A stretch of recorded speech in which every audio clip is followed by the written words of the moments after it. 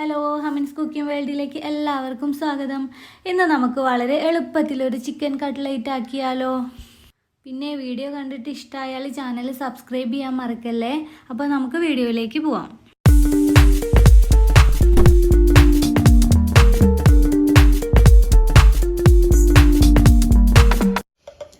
Cutlet ഉണ്ടാക്കാനായിട്ട് എല്ലില്ലാത്ത chicken പീസാണ് എടുത്തിട്ടുള്ളത്. ഇതിലേക്ക് കുറച്ച് കുരുമുളക് പൊടിയും ആവശ്യത്തിന് ഉപ്പും 1/2 കപ്പ് വെള്ളം കൂടെ ചേർത്തിട്ട് അടച്ചു വെച്ചിട്ട് ഒരു 10 മിനിറ്റ് വേവിക്കുക. ഇങ്ങനെ വെന്ത് വന്ന ചിക്കന് ചൂടാറിയതിന് ശേഷം മിക്സിയിലിട്ട് ഒന്ന് ക്രഷ് ചെയ്ത് പൊടിച്ചെടുക്കുക. ഇനി ഒരു പാനിലേക്ക് 4 ടേബിൾ സ്പൂണോളം സൺഫ്ലവർ ഓയിൽ വെച്ച് ചൂടാക്കി ഇതിലേക്ക് ചെറുതായി അരിഞ്ഞ വെളുത്തുള്ളി, ഇഞ്ചി, പച്ചമുളക്, കറിവേപ്പില ഇവ ചേർത്ത് നന്നായിട്ടൊന്ന് മൂപ്പിച്ചെടുക്കുക. ഇതൊന്ന് മൂത്ത് വന്നതിന് ശേഷം ഇതിലേക്ക് പൊടിയായിട്ട് അരിഞ്ഞ 2 സവാളയും 1 ടേബിൾ സ്പൂൺ കുരുമുളക് പൊടിയും ആവശ്യത്തിനുള്ള ഉപ്പും കൂടെ ചേർത്തിട്ട് നന്നായിട്ടൊന്ന് വഴറ്റിയെടുക്കുക.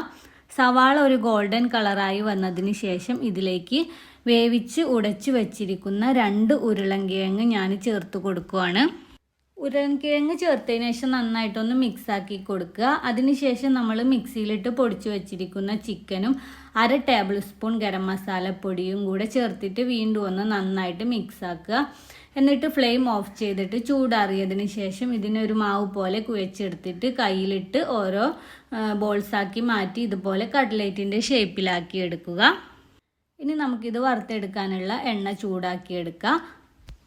എണ്ണ ചൂടായിട്ട് വരുമ്പോൾ തീ ഒരു മീഡിയം ഫ്ലെയിമിലേക്ക് കുറക്കുക. എന്നിട്ട് ഓരോ കട്ട്ലേറ്റും എടുത്തിട്ട് ഞാനിവിടെ 2 മുട്ട നന്നായിട്ട് അടിച്ചു വെച്ചിട്ടുണ്ടായിരുന്നു, അതിലൊന്ന് ഡിപ്പ് ചെയ്യുക. എന്നിട്ട് ബ്രെഡ് ക്രംസിൽ നല്ല പോലെ ഒന്ന് കോട്ട് ചെയ്തെടുക്കുക. ഇതിപ്പോൾ ഞാൻ കുറച്ച് ബ്രെഡ് എടുത്തിട്ട് മിക്സിയിലിട്ട് പൊടിച്ചെടുത്ത് വെച്ചതാണ്.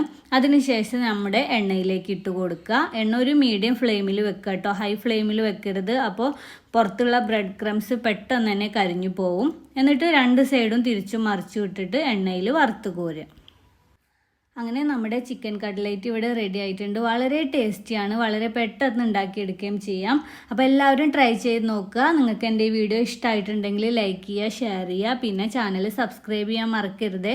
അപ്പോൾ നമുക്ക് പുതിയൊരു വീഡിയോയുമായിട്ട് വീണ്ടും കാണാം.